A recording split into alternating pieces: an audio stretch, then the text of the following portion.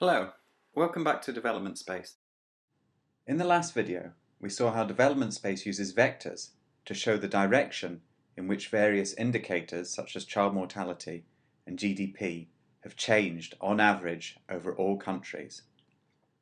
Development space also fits a mathematical model to these vectors, and this is displayed graphically here on the right-hand side of the screen.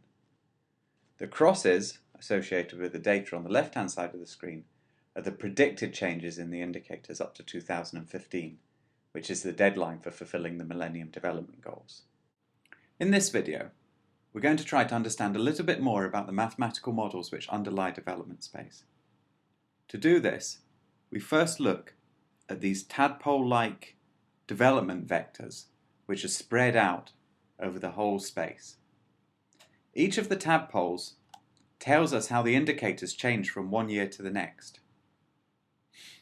Here we have a pair of GDP and child mortality, and where this little black dot moves to is where GDP and child mortality have on average moved to in the next year.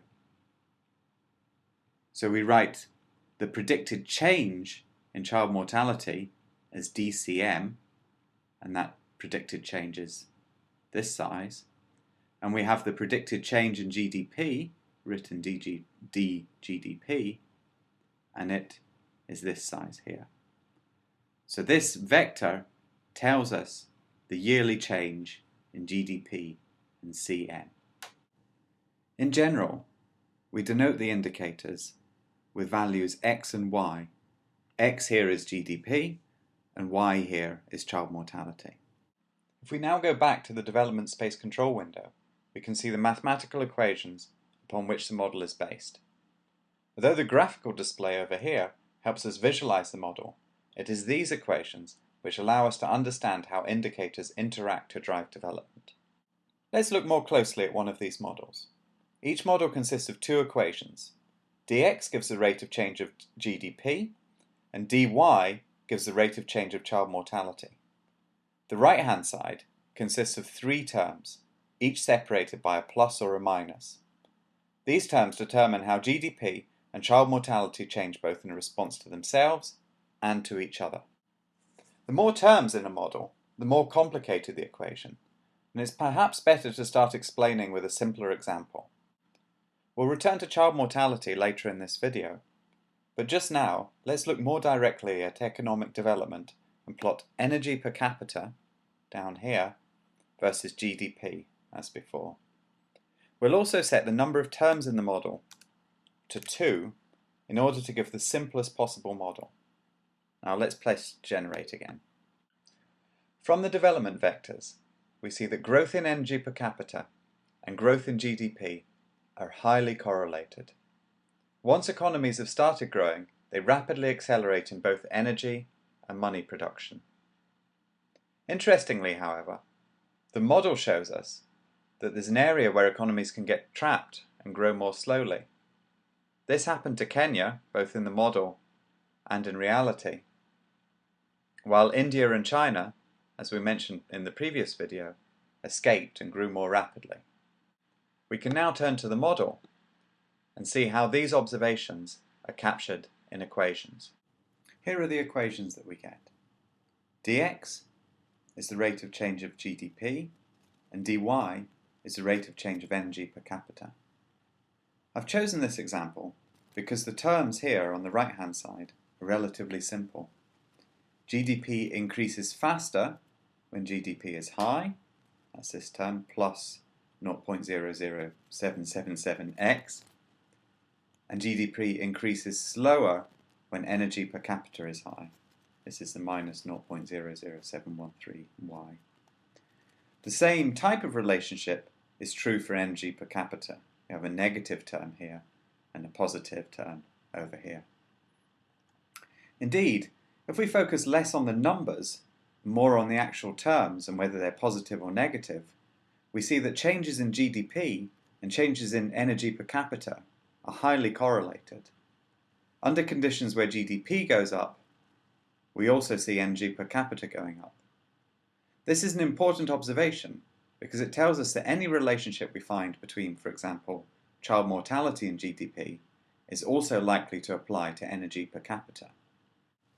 Now let's go back into development space and actually try child mortality against GDP. Select child mortality up here, and we'll just keep the number of terms in the model as 2. Click on Generate Dev Space and wait for the new model to be generated. Now, instead of actually looking at the visual output of the model, I'll concentrate again on the terms, the mathematical terms here in the model. Let's take them here and look at them a bit closer. As in the earlier model, we have rate of change of GDP, denoted dx on the left-hand side, along with rate of change of child mortality, denoted dy. Now the right-hand side of the equations involve terms with 1 over y, 1 over x times y, multiplication by y, x times y. So it's a bit more complicated than our previous example. In order to simplify it a bit, I'll start by rearranging the equations slightly. Now this is where you might have to get out your math textbook, but you can actually find that those previous equations can be rearranged to this form here. In this new form, we're now in a position to understand what the terms in our model imply about how GDP and child mortality influence each other. Let's start with this bottom equation for child mortality. Here we see that change in child mortality depends on its current level, here with this y term. This shouldn't be too surprising, since when child mortality is very low, then the improvements must slow down. Indeed, we can't expect child mortality to drop below 0.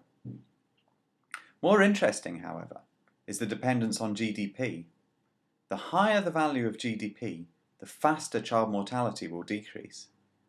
Larger values of x will give more negative values of dy, and child mortality will drop more quickly.